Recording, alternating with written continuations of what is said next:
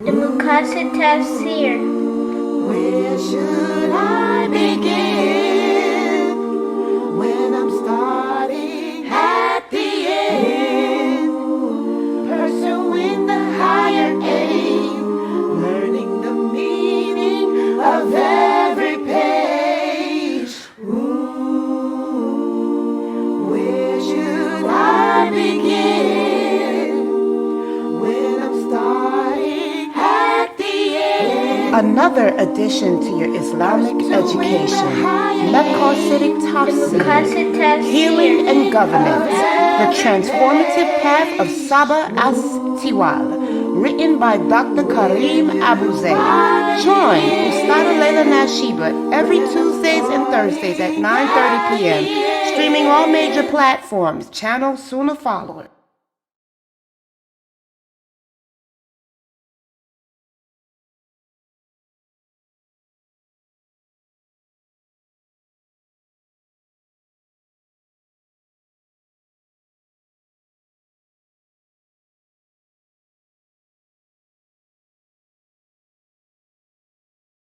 Volume 3, and make sure you get this, the second edition. This edition, the yellow book, the second edition. And it looks like this. If you're going to buy this book, get the second edition, which looks like this. This is a picture of it. Don't get the first edition, which is purple and white. You want this edition, the yellow and white. Okay? And we're going to be covering verses 14 through 17 of Surat Imran tonight. Yes, you can take a screenshot, sisters. And when you look for the book, make sure you type Dr. Karim Abuzaid. And that way the book will pop up. And that's a picture of Dr. Karim Abuzaid. So you know who he is and how he looks.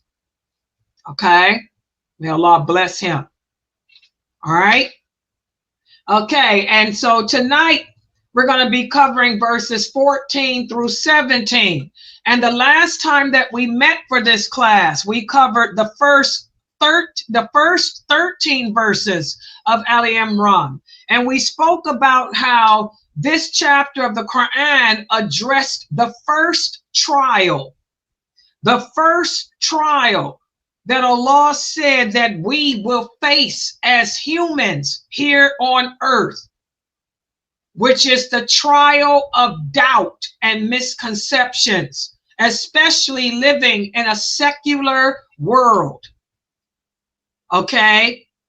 We're going to constantly deal with challenges in life that's going to cause us to question or doubt our faith.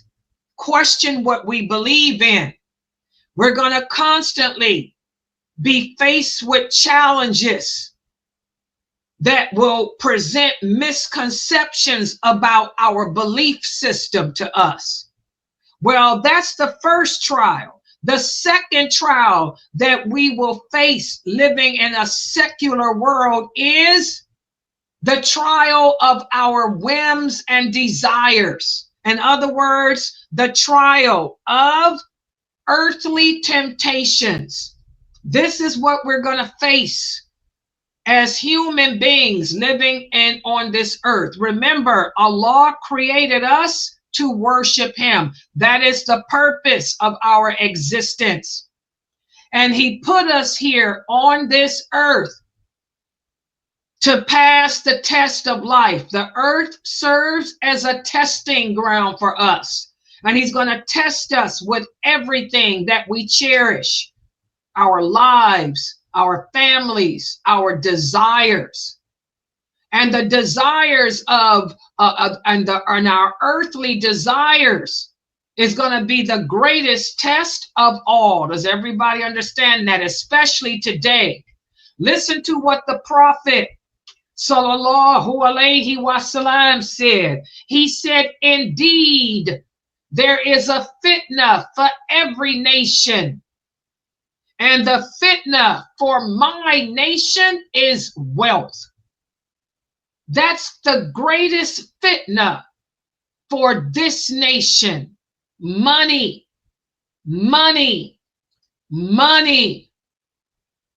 So whoever makes wealth his or her primary pursuit or goal will undoubtedly forget the hereafter. That person will forget what their purpose is. However, even small efforts to return to simplicity and to a life of worship and submission can remove the cloud of desire from that person's heart. Everybody understand that? So this is why I'm always telling you as students, be careful what you wish for. We're living in a world where so many people wish they were rich. If only I were rich. How many of you say that? If I were a rich man, na na na na na na na. Be careful for that. Be careful of what you wish for, because wealth is an amana. It's a trust that comes from Allah. Okay?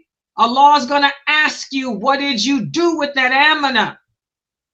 Remember, the Prophet sallallahu alaihi wasallam said that the rich people will be stopped at the gates of paradise and they will be held back years before the poor. So be careful of wishing for wealth, because that is the greatest fitna for this nation. Also, remember this.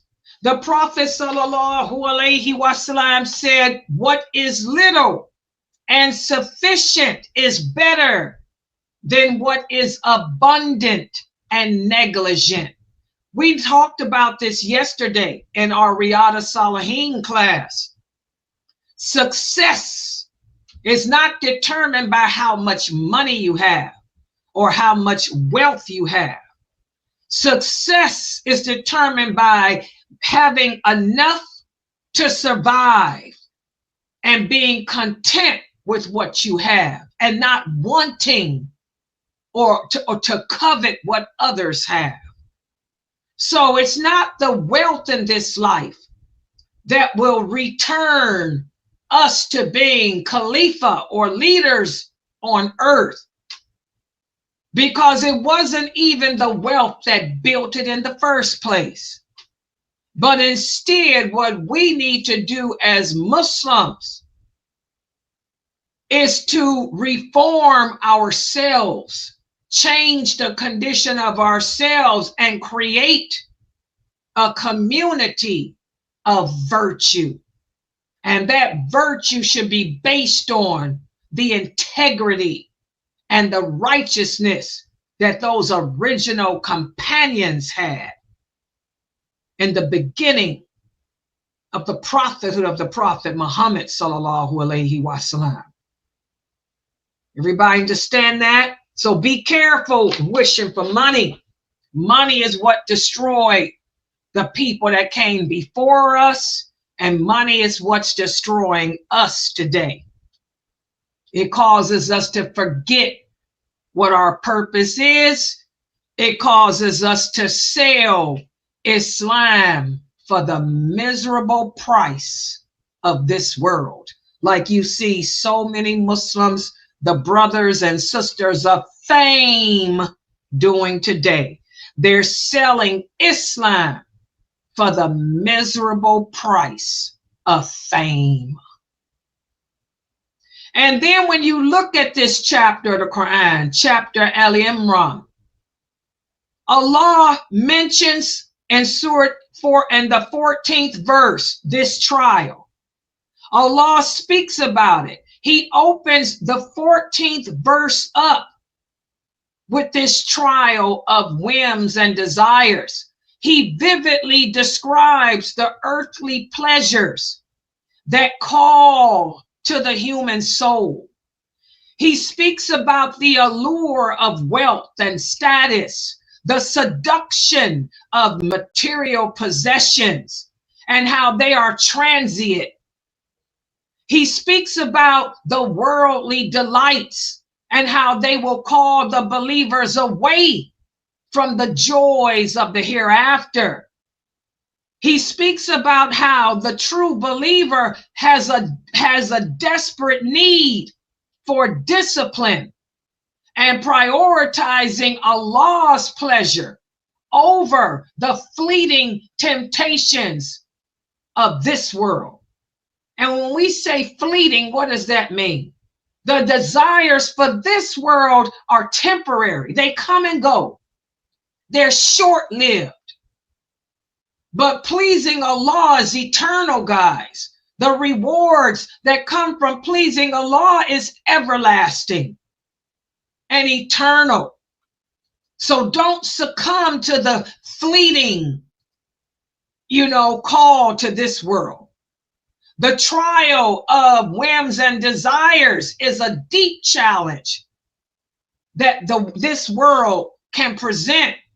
But this verse number 14 of Imran, it depicts how the love for money and luxury and the beauties of this world, like women and all of that stuff, they can take you away from your spiritual obligations. How many people are so into their job that they don't think to pray? How many people are so into their children that they don't go to the mosque to pray, you brothers? You're into your wives that you're too lazy to go to the mosque. Going to the mosque to perform your prayers is an obligation. But how many of you brothers actually fulfill that obligation? Okay?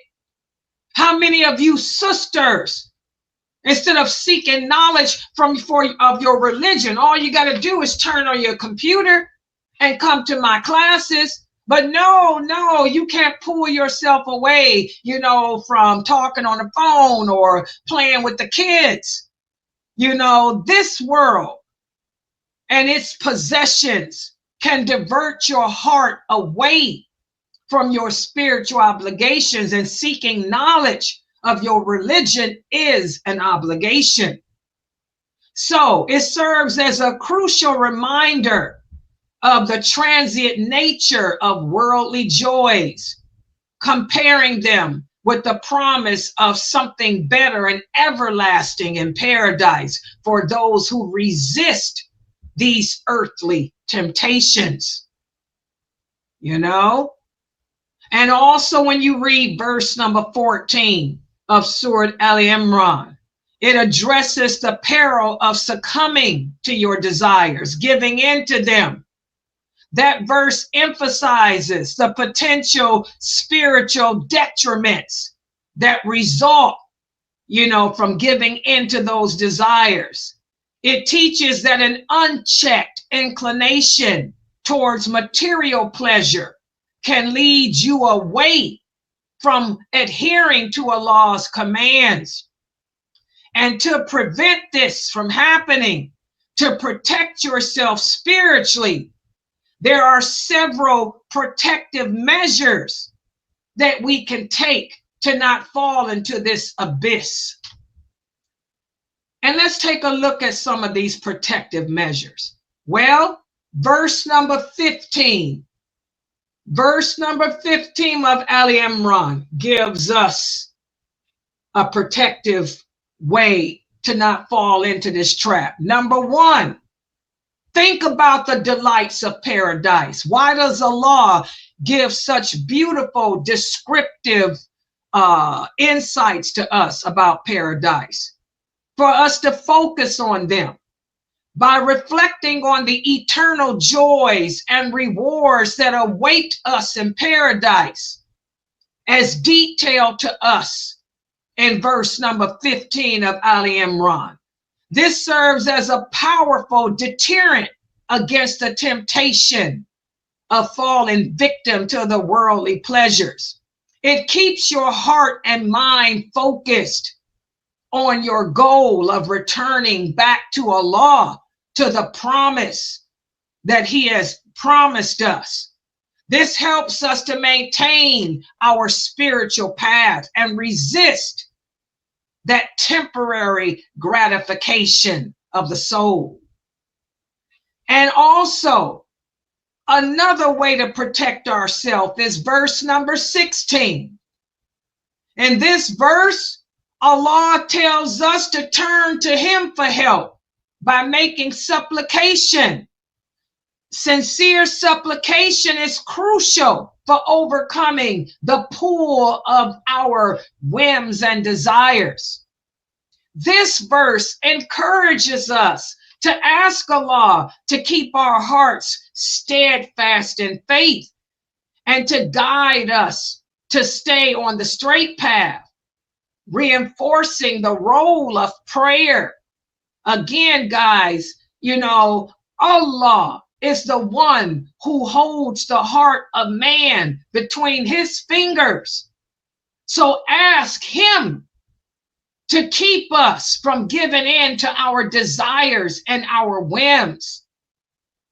And then when we look at verse number 17 of this amazing chapter, Imran, Allah tells us again, that we can earn the hereafter by having the characteristics of the people of the hereafter.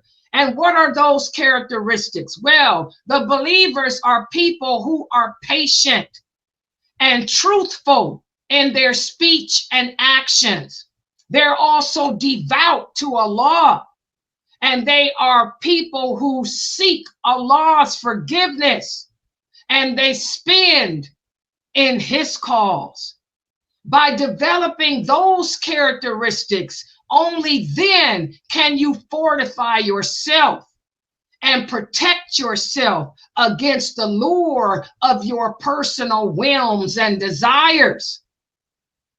By fortifying yourself with those characteristics, you can align your actions with the pursuit of Allah's pleasure, and in turn, earn the rewards of paradise.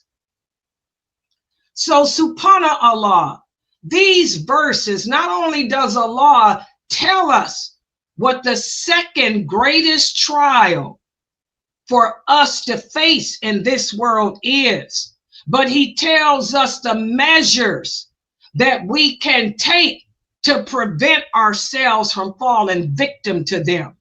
So here we can see in chapter Imran a very good comprehensive approach to countering the trial of falling victim to our whims and desires by valuing the eternal delights of paradise, engaging in supplication, and embodying the virtues of truthfulness, devotion to Allah.